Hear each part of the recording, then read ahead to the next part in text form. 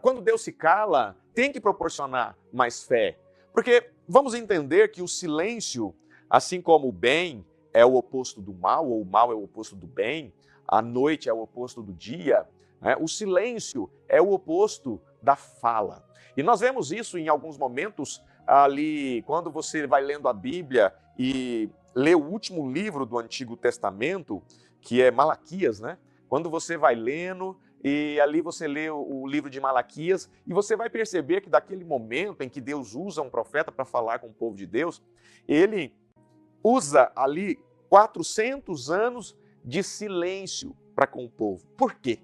Por que Deus se cala durante os 400 anos de intervalo em que Deus usa o profeta Malaquias para falar com o povo e depois ele só volta a falar novamente através deste homem, João Batista, para preparar o caminho para receber o Messias, que Jesus disse, entre os nascidos de mulher não existiu maior do que esse, que foi o profeta João Batista que precursa essa vinda do Messias, que prepara o caminho, tudo para cumprir as Escrituras. Por quê? Porque o profeta Isaías disse que o caminho deveria ser aplanado, né? Que o ambiente deveria estar preparado para receber o Messias. E esse mesmo homem que foi preparado para essa hora, para esse momento, para esse intuito, depois de 400 anos de silêncio, quando Deus se calou para com o povo de Deus durante 400 anos, Deus estava falando. Então agora é o momento em que você precisa compreender que mesmo quando Deus está calado, mesmo quando Deus está em silêncio, Ele está falando algo.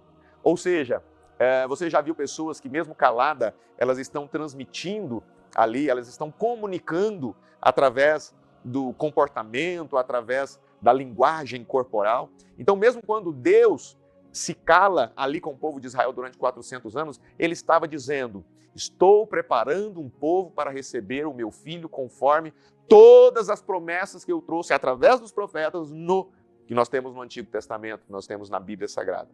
Então, entendamos que mesmo na ausência da fala de Deus, não existe ausência de Deus. E aí, isso só deveria, o silêncio de Deus, só deveria aproximar você mais de Deus. Porque assim como o silêncio de Deus, ele leva a pessoa a valorizar a fala. A noite faz com que a pessoa valorize o dia. Observe os apóstolos. O mal faz com que a pessoa valorize o bem. Então, o silêncio é bom, porque o silêncio faz você valorizar o momento em que Deus está falando. Você pode ter aí no seu convívio, na sua educação, né, paterna, né, que os seus pais, pode ter esses momentos em que seus pais se calam, seus pais deixam de falar. Por que eles fazem aquilo? Para que você sinta falta dos momentos em que seus pais estão falando. E às vezes o falar de Deus incomoda as pessoas. Às vezes Deus não quer ouvir Deus falar. Isso aconteceu na Escritura, lá no primeiro livro da Bíblia, lá no Gênesis, quando Adão e Eva pecaram, desobedeceram, e naquele momento, então, que toda a viração do dia, toda tarde, Deus descia, Deus se unia ao homem para conversar, para se relacionar, para falar.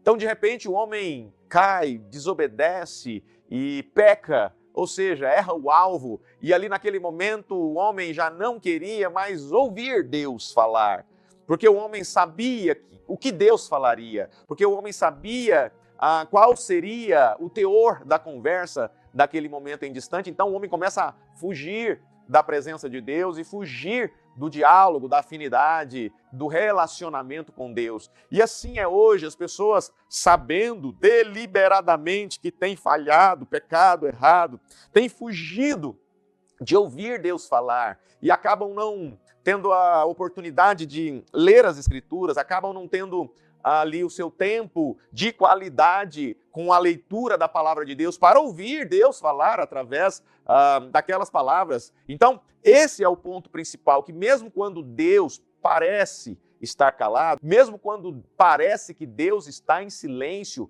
Deus está trabalhando.